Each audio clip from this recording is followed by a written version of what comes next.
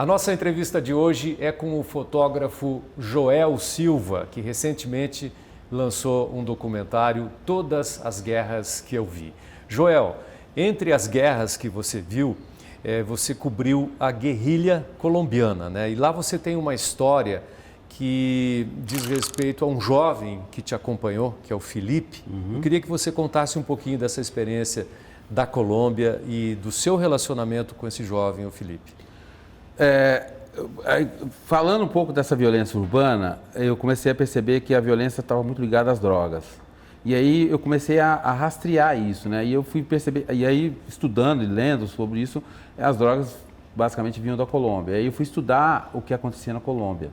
E aí eu ofereci para o jornal para nós irmos até a Colômbia e investigarmos isso, falarmos um pouco da guerrilha colombiana, do que acontece no país. O jornal, na época, Folha de São Paulo. Não, Notícias Populares. Notícias Populares. Eu ainda estava no Notícias Populares, depois eu fui para a Folha. Porque o Notícias Populares é um jornal do Grupo Folha, né? Então, as redações meio que se misturam ali.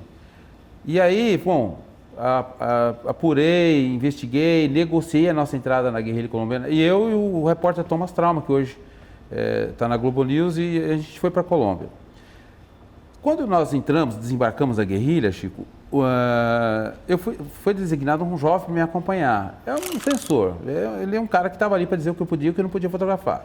Porque é um acampamento de guerrilha, né? Tinha lá as pessoas presas e tudo mais. E durante os dias eu fiquei com ele e ele me dizendo, e ele era um jovem ranzinza, fechado, né? Muito, muito travado, e aquilo me incomodava, mas ok, ele só estava ali para... Até que eu perguntei para ele, porque no penúltimo dia, por que ele estava na guerrilha. E ele me conta de uma forma humilde. Aquele soldado ranzinza, bravo, encostou o fuzil, começou a lascar um pedacinho de madeira e contou que o pai dele, eles moravam num sítio, ele, a mãe dele e o pai dele. A guerrilha colombiana das Farc passou, pediu apenas água, o pai dele deu água para a guerrilha e eles foram embora. E a guerra é tão violenta, os paramilitares estavam no encalço da guerrilha e passaram pelo sítio, perceberam que eles tinham dado água para os guerrilheiros e aí executaram o pai do Felipe atrás de um sofá como esse, com um tiro na cabeça. E ordenaram que o Felipe e a mãe corressem para o mato. Nisso eles correram e no meio do caminho o Felipe se desgrudou da mão da mãe dele e falou para a mãe dele, vai para Bogotá, que tem um campo de refugiados lá, que eu vou procurar os guerrilheiros.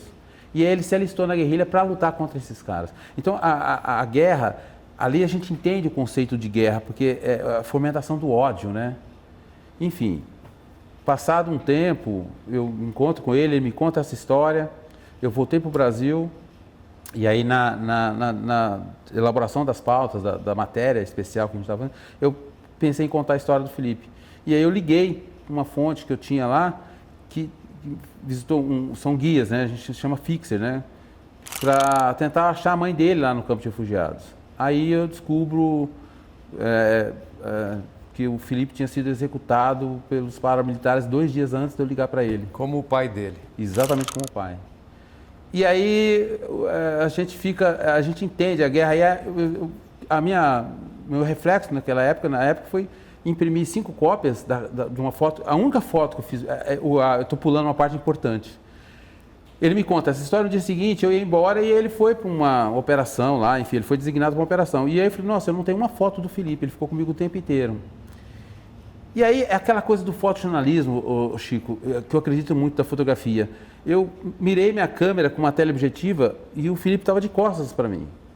E eu queria o rosto dele, mas ele estava caminhando, ele já ia desaparecer na mata. Assim, metros antes dele entrar para a mata, para ele desaparecer da minha... Ele com um fuzil no ombro olha para mim como se ele percebesse a câmera apontada para ele. E aí eu fiz um clique só do Felipe. E trouxe essa foto para mim, para São Paulo, né? Eu falei, bom, eu vou ter o Felipe comigo como recordação, né? Mas aí eu resolvi contar a história dele e liguei lá para saber da mãe dele, descobri a mãe dele, enfim, fiz todo um trabalho de... E aí o meu guia chegou, ligou de novo, falou, olha, já tem uma notícia ruim, o Felipe foi morto. Eu falei, não deve ser o Felipe, deve ser outra... Não, a mãe dele é essa... E aí eu mandei as fotos, eles dizem, é ele mesmo e tal. E aí ela me escreve uma carta que está no meu documentário, que acho que para mim, é uma das coisas mais importantes da minha vida como profissional é ter recebido aquela carta, né? Porque a gente entende qual é a nossa função. Essa história, Chico, ela mexeu até com o editor do meu livro. E na hora que eu também editei esse material para o meu documentário, toda vez que você assiste, que você lê e que você vê, ela me emociona e emociona o rapaz que editou meu livro, que revisou meu livro, porque ela é muito forte, né? Pessoas de extrema direita me escreveram falando que se emocionaram com aquela história. E a guerrilha é marxista, né? Então, assim, eu percebo que... É uma história humana. Humana, né? E a mãe depois te agradeceu. Ela mandou uma carta de agradecimento, mas ela fala ali, né, que eu retratei o Felipe não como um guerrilheiro, mas como um guerreiro. E numa guerra que roubou a família dela, né? Que não é dela, mas roubou a família dela. Então, assim, é muito, muito carregada, né?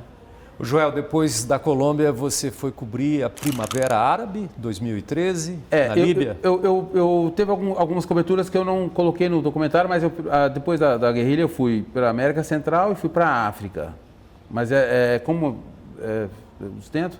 E depois, em 2011, eu fui para a Primavera Árabe, na Líbia. E aí lá você viu uma bomba explodindo do seu lado. Eu estava num checkpoint. Você viu não? Você fotografou. Estava num checkpoint, numa estrada, e era o último checkpoint, porque a batalha muitas vezes está aqui. Aqui, alguns quilômetros à frente, está o inimigo, enfim. E eu estava ali, a gente acabou de chegar, de repente o caça sobrevoou o céu, jogou uma bomba numa cidadezinha à frente, que a gente conseguiu ver. Aí ele deu a volta e jogou. E a hora que ele deu a volta, a gente não escuta o barulho, porque o barulho passa. Se você está ouvindo barulho, o caça já passou. E aí é um silêncio sombrio, né, cara? Porque antes da bomba tocar o chão, parece que vem um silêncio, né? O arauto da morte, eu falo no meu livro. E aí, de repente, aquele cogumelo começa a se formar na nossa frente, né? E aí você sente o impacto do chão tremer. E aí parece que você está todo se despedaçando. Então, naquele momento, eu tive o reflexo de trazer a câmera para os olhos e produzir uma, duas, aí na terceira foto, a coisa parece uma câmera lenta. Na terceira, eu consigo perceber com o meu canto de olho aqui aberto, o rebelde entrando na cena. Então, aí vale um pouco a percepção do fotógrafo, assim, eu preciso dar a dimensão dessa bomba, o tamanho disso.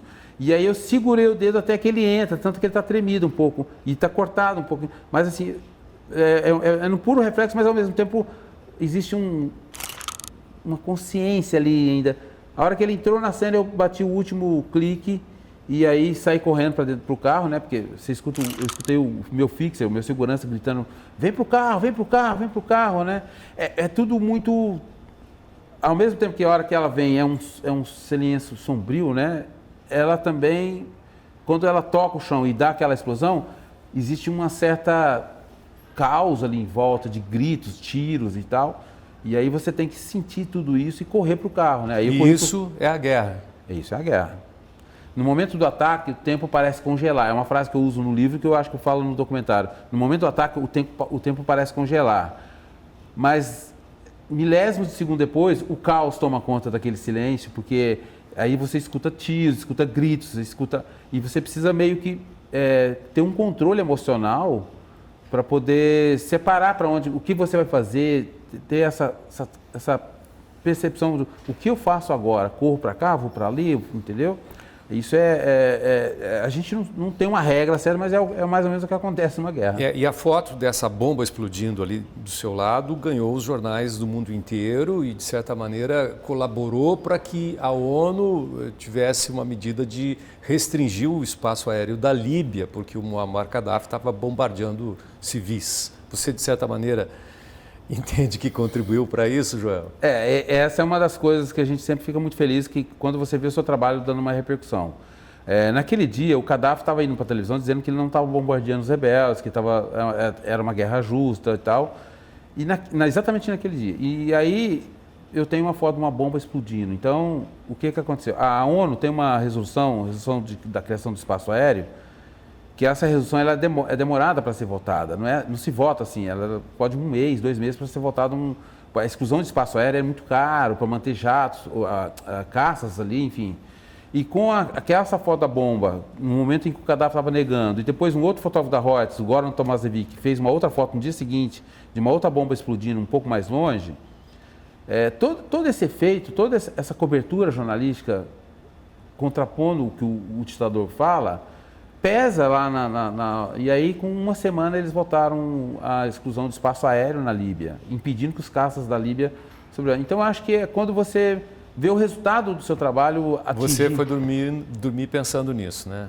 No dia não, mas a hora que quando você está numa guerra, você não sabe muito o que está acontecendo no mundo lá fora, porque você tem que estar muito concentrado. Mas aí o editor da Folha ligou e falou, olha, a gente estava fugindo, na verdade, né? Estava fugindo porque ameaçaram a gente, os rebeldes, porque acharam que a gente estava, enfim.